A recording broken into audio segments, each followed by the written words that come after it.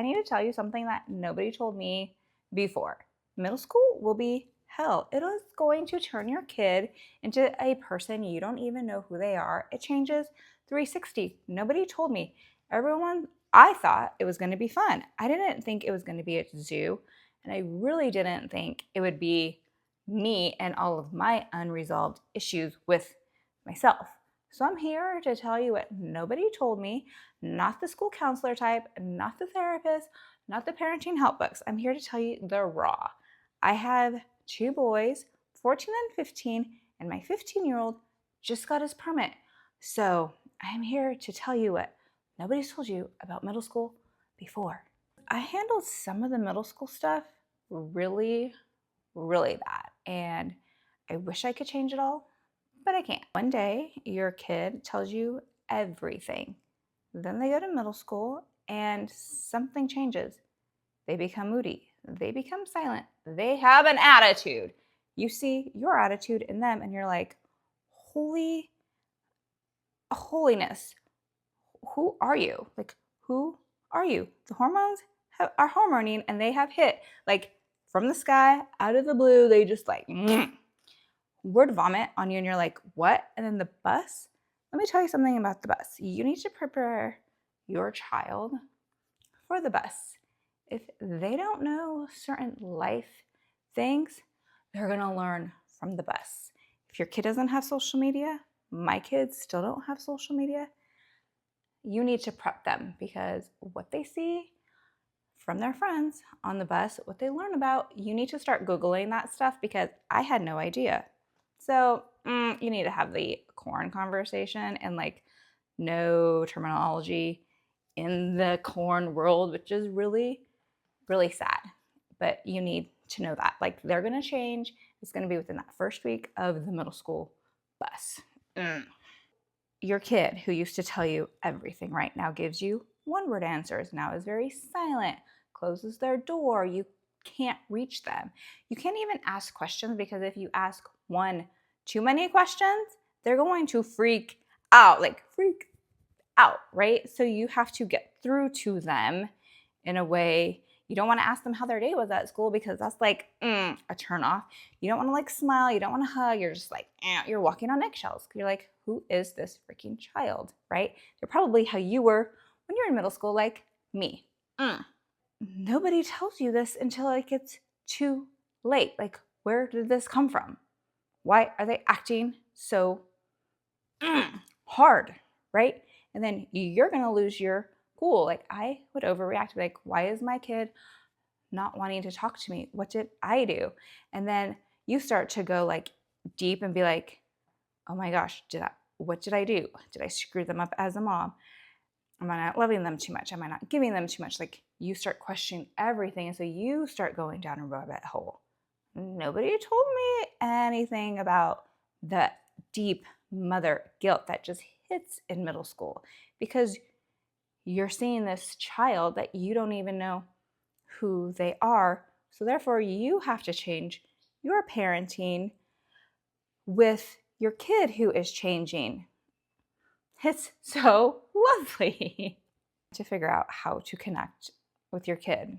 And it's really sad and it's really hard. And I didn't know that was coming in middle school. The connection is kind of lost and you have to learn how to get it back without being too up in their space because they gain like, I can't ask them a question.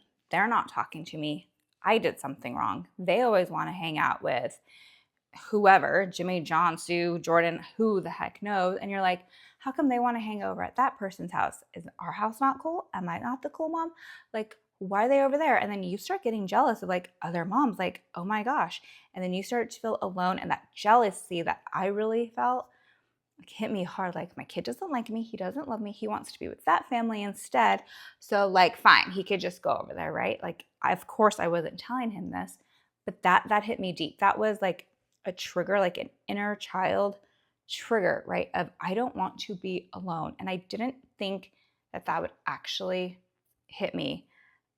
I'm kind of glad that it did hit me. So I could tell my husband, like, what's happening to me? I am feeling like a little kid again. Like I am not a kid. I am the parent. So what's my problem here? I was so jealous of my own kid and all of his friends and those parents. I had to really I had to see a breathwork lady, and she really helped me with it to grow up. Like, I am the parent. He's the child. You are parenting as an adult, right?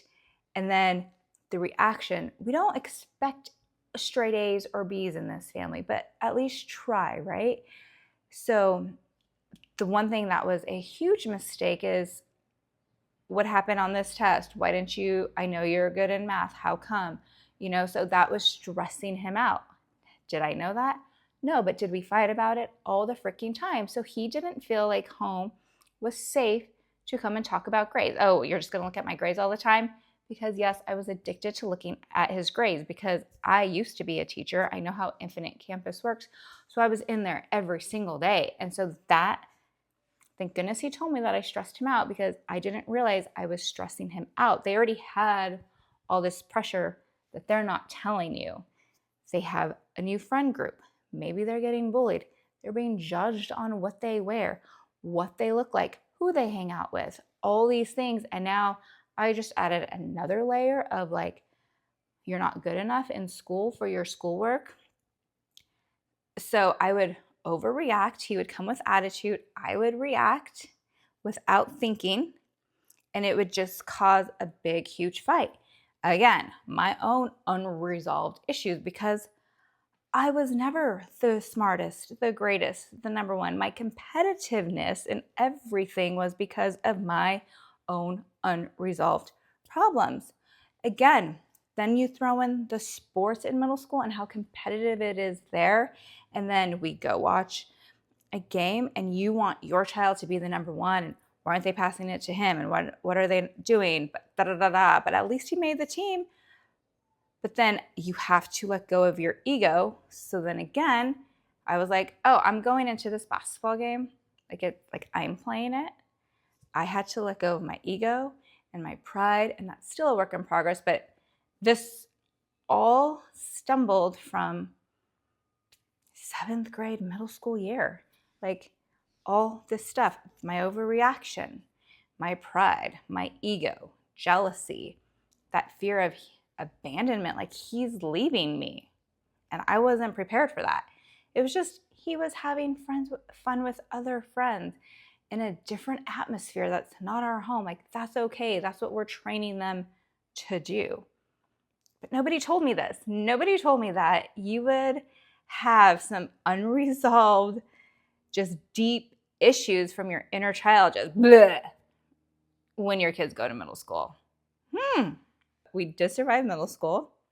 He is 15, and it was all stuff that I had to learn. I had to be the one to say, I am sorry for what I said. I didn't mean it. Can I tell you how I feel? Can we talk about it? What can I do better? What did you mean that I, didn't understand? I don't ask questions anymore. I still do ask questions. But it's a more open conversation now, and I have to wait until later, as we all know. But these are things, we read the parenting books, we have the parenting books. It's a help, and I'm just saying, if you're feeling like this and you're like, what the F's going on? That's what's going on. It's probably some work you got to do within yourself. And I'm still working on it, people. I probably have sunscreen showing up because I just got done walking. But I really wanted to share this with you as your kids move and they grow and they're moving from 6th grade to 7th grade. That you might see this, you may not, but just have fun with them, enjoy them.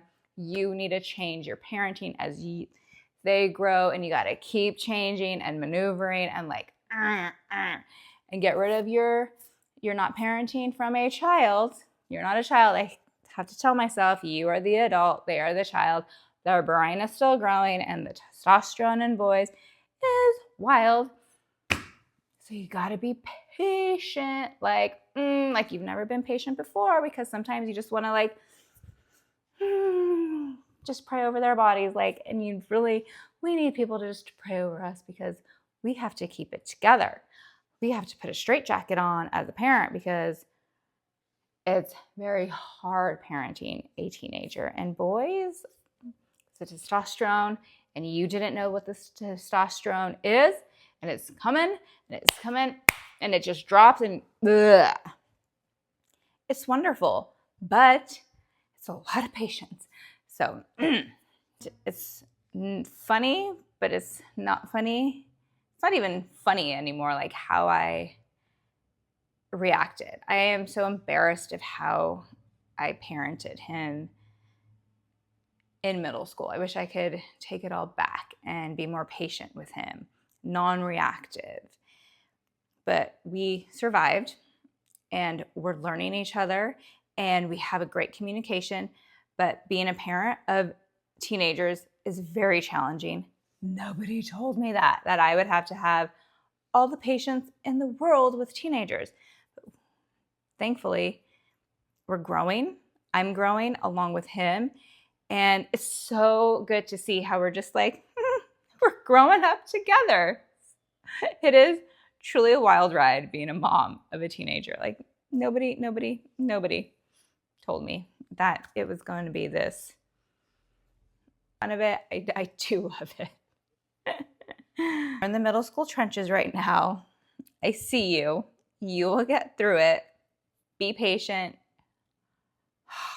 Like, I wish that wasn't even a word, but you got to be patient. You got to be the steady when you want to lose your shit. So go take a journal, go write it down. I don't know, go scream. That's what I did. And I would cry in my closet to Taylor Swift's I Can Do It With a Broken Heart. That was my theme song for my middle school year. Like, I Can Do It With a Broken Heart from Taylor Swift. If you already messed up, you didn't, because you were learning and I was learning. So just give yourself grace. That's all we can do. Tell your kids sorry.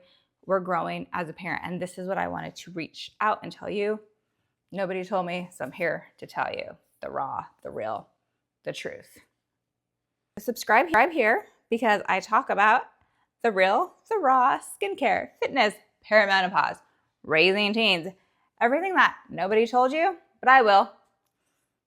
Bye. And I'll see you on the next one.